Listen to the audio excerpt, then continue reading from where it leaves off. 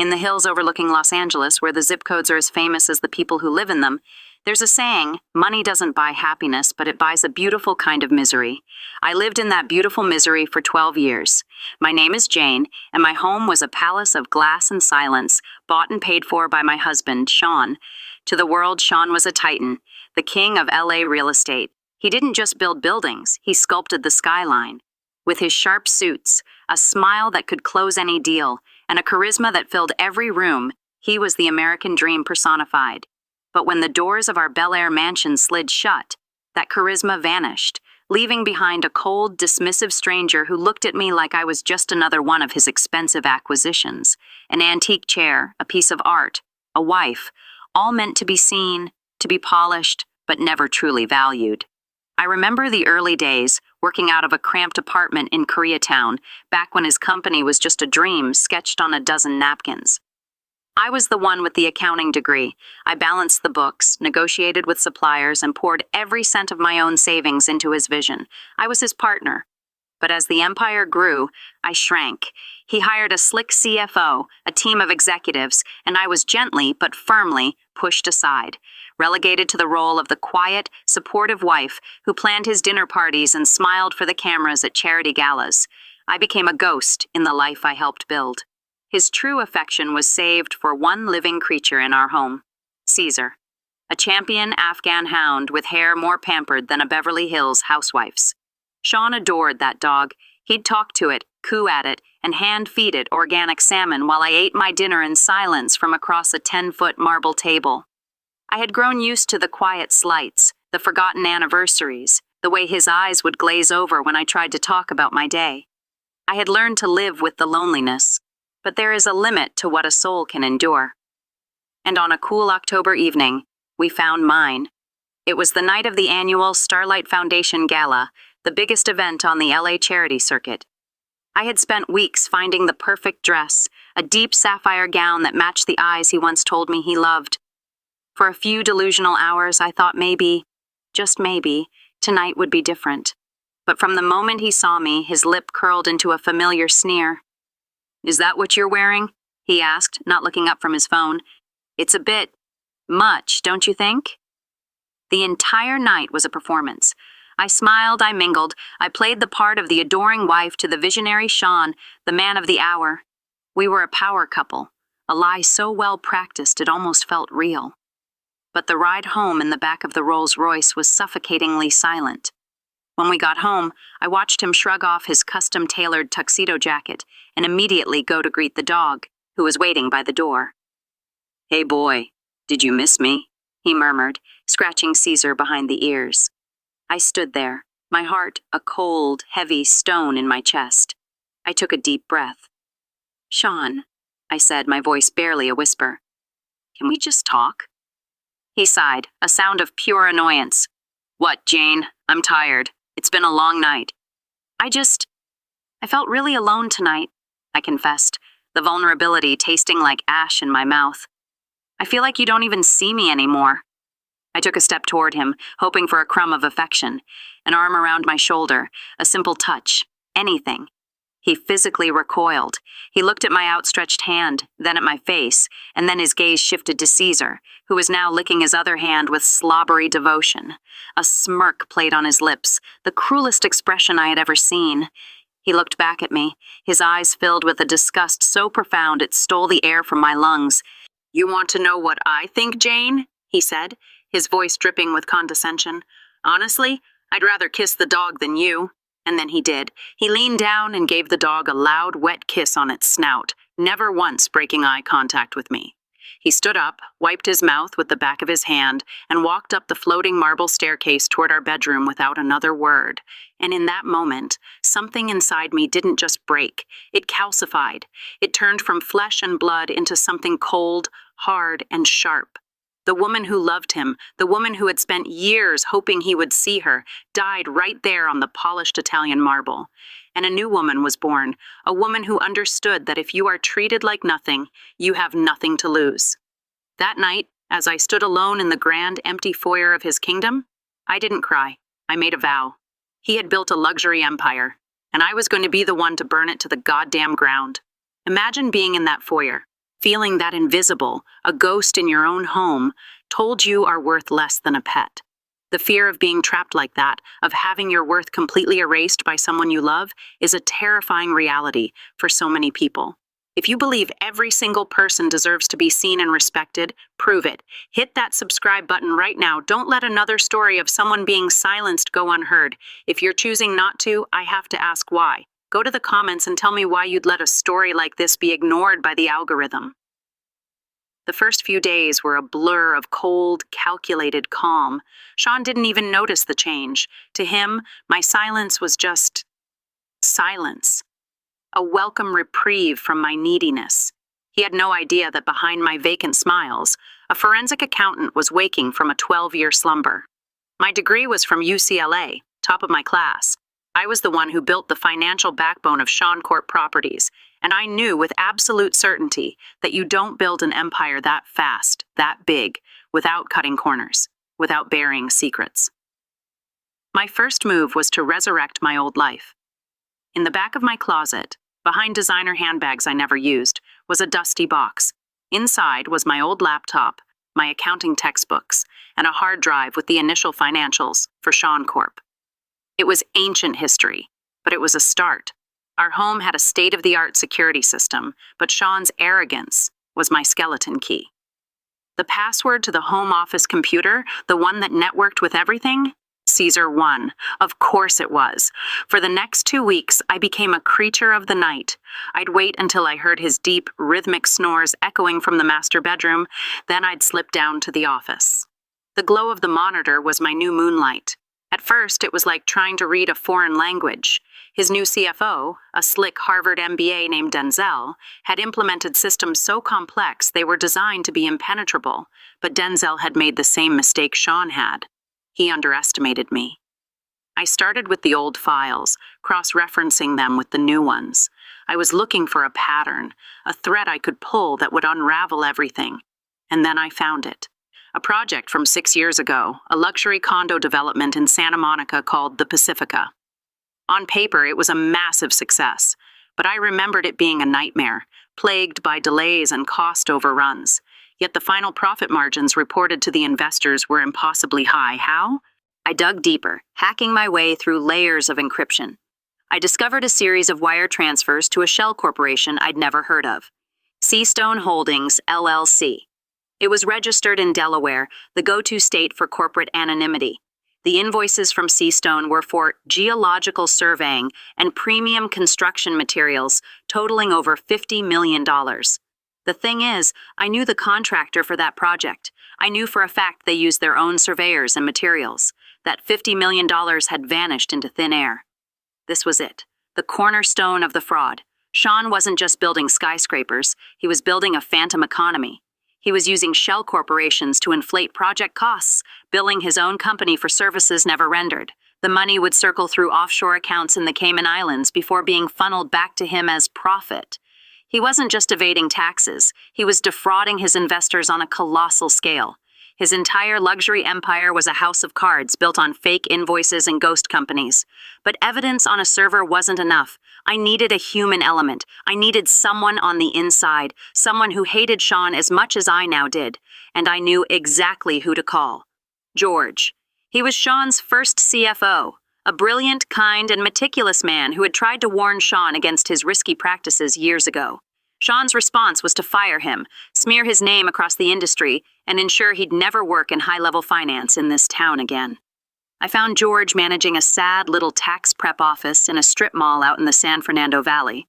I met him at a dingy coffee shop in Van Nuys, a world away from the fancy cafes of Beverly Hills. He looked older, beaten down by life. When he saw me, his eyes were wary. "Jane," he said, not offering a handshake, "this is a surprise. A not-so-pleasant one." "I need your help, George," I said, getting straight to the point. I slid a folder across the table. It contained printouts of the Seastone Holdings transfers. He opened it, and his eyes widened. The color drained from his face. "My God," he whispered. "He actually did it. The lunatic actually did it." "This is just the tip of the iceberg," I told him. "He's gotten better at hiding it, more sophisticated. I can see the fraud, but I can't get access to the current servers. Denzel has everything locked down. But you built the original system. You know its bones. I need a way in. George looked up at me, a flicker of the old fire in his eyes. He saw more than just a scorned wife. He saw a chance for justice, a chance to reclaim the career Sean had stolen from him. He ruined me, Jane, he said, his voice thick with a decade of resentment. He didn't just fire me, he destroyed my reputation. What's in it for me? Everything, I replied, my voice as cold and hard as steel. The satisfaction of watching it all burn. And I'll make sure you're legally protected and compensated as a whistleblower. We're not just going to expose him, George. We're going to obliterate him. He stared at the documents for a long minute, then a slow, grim smile spread across his face. Okay, Jane, he said, closing the folder. Let's go to work. Let's spill all the tea. Sean thought he was untouchable. He was wrong, but people like him, the powerful and the arrogant, get away with it every single day, leaving a trail of broken people like George in their wake. If the thought of that kind of injustice makes your blood boil and you're scared it could happen to someone you love, then subscribe.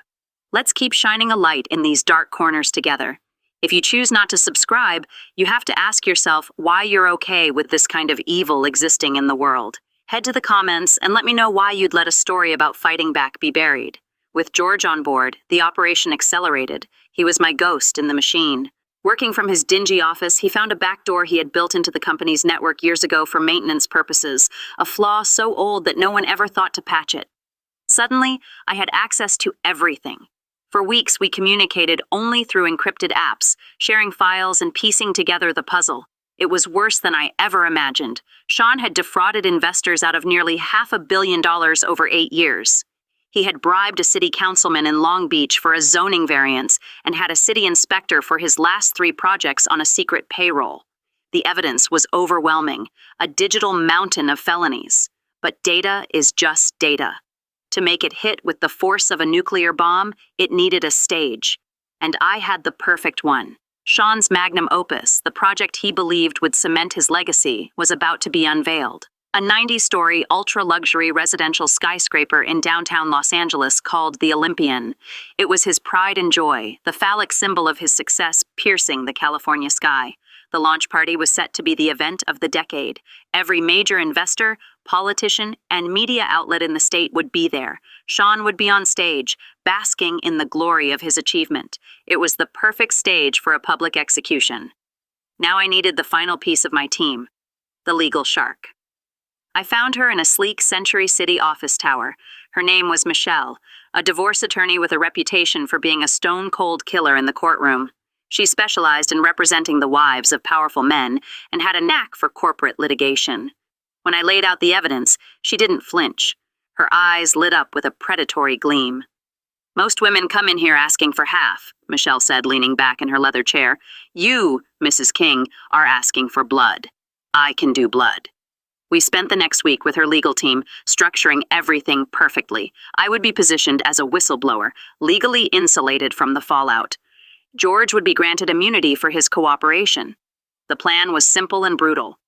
We would compile everything into a single, undeniable file. Michelle would handle the feds, the SEC, and the IRS. I would handle the public humiliation. I found an old contact from my charity work, a hungry and fearless investigative reporter for the LA Times named Queen. She was known for breaking stories that toppled the powerful. I met her in secret and gave her the pitch of a lifetime. She agreed to hold the story until my signal. The night of the Olympian's launch party, the air in the mansion was thick with Sean's smug energy. He was electric, pacing back and forth, practicing his speech. He was so consumed by his own impending glory that he barely registered my presence. I moved through the evening like a phantom, my heart beating a steady, rhythmic drum of pure, ice-cold adrenaline. I wore a simple, elegant black dress. I was dressing for a funeral, his. As I stood by his side in the limo, he actually grabbed my hand. "Big night, babe," he said, squeezing it. "After tonight, we'll be legends. I'll buy you a new Bentley, any color you want." I just smiled. "That's wonderful, dear." Jane is about to risk everything, her safety, her future, her entire life, all on one move. It's a terrifying leap of faith that most people are too scared to make. They stay in their bad situations because the fear of the unknown is too great. Are you one of them? If you support the kind of courage it takes to burn down a toxic life and build a new one, subscribe now. Prove you're not one of the people who would just stand by and watch someone else suffer. If you're choosing not to, I'm genuinely curious. Go to the comments and explain what's holding you back from supporting a story of true, unadulterated strength. The gala was held in a massive, custom-built pavilion at the base of the Olympian. It was a sea of tuxedos, designer gowns, and flashing cameras. The air smelled of money and expensive perfume. Sean was in his element, working the room, shaking hands, his laugh booming over the string quartet. I stayed in the background, a silent observer, my phone clutched in my hand like a detonator. At 9 p.m. sharp, Sean took the stage to a thunderous applause. He stood at the podium, bathed in a single, brilliant spotlight. Behind him, 3 massive LED screens glowed with the Sean Corp Properties logo. "Friends, partners, dreamers," he began, his voice echoing through the pavilion. "They said it couldn't be done. They said that we couldn't raise a new titan in the heart of this great city. But tonight, we look up at the Olympian and we show them what vision, what power, what sheer will can accomplish."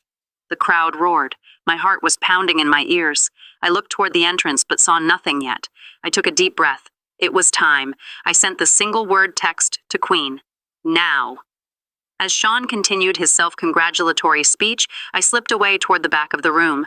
A notification popped up on my phone.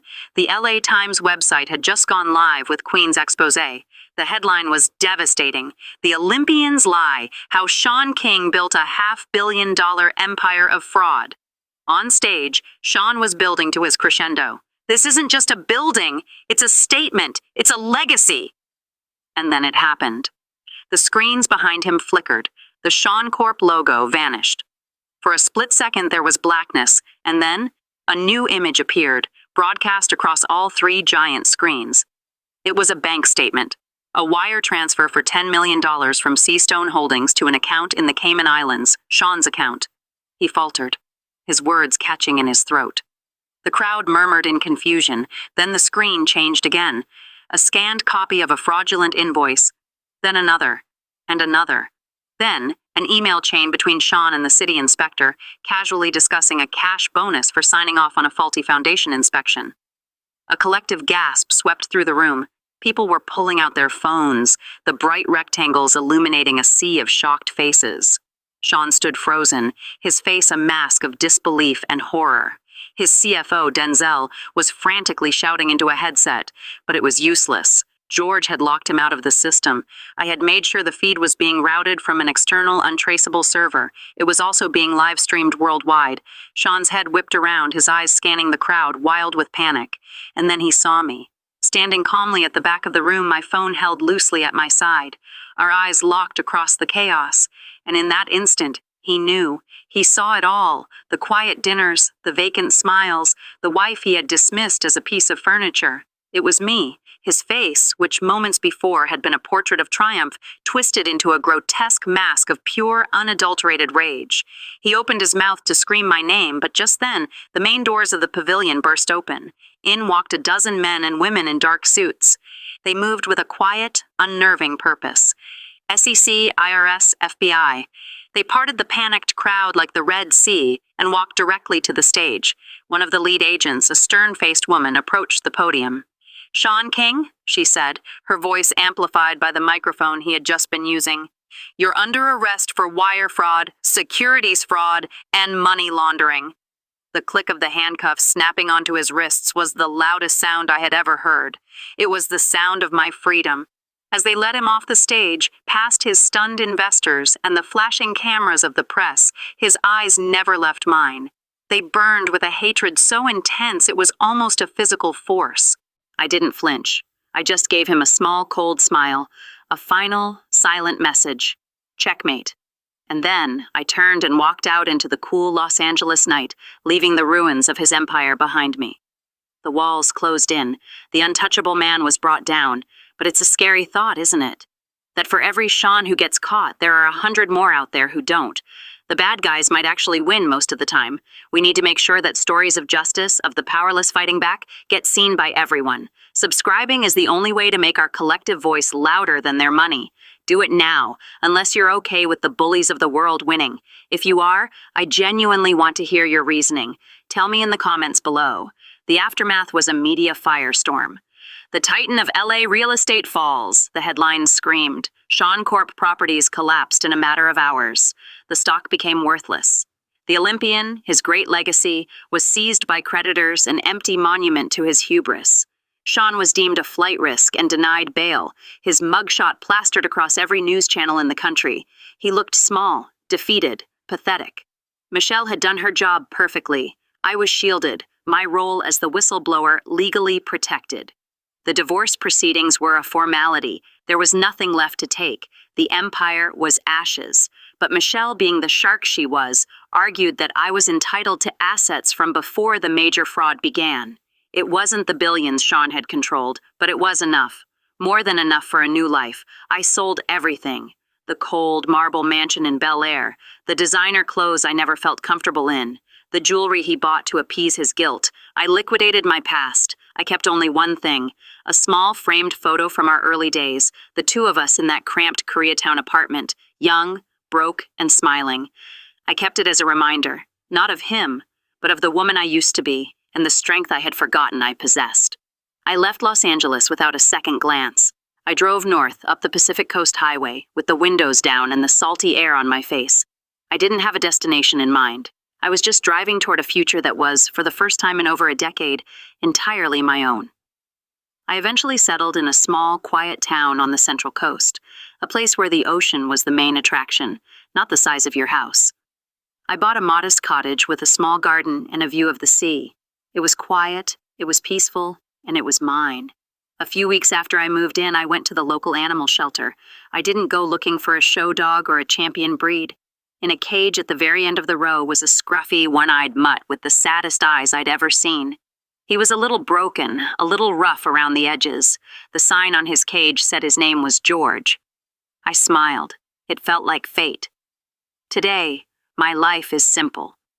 I wake up to the sound of the waves, not the silence of an empty mansion. I spend my days gardening, walking George on the beach, and volunteering at the local library. I'm not Mrs. Sean King anymore. I'm just Jane, and it's the richest I have ever felt.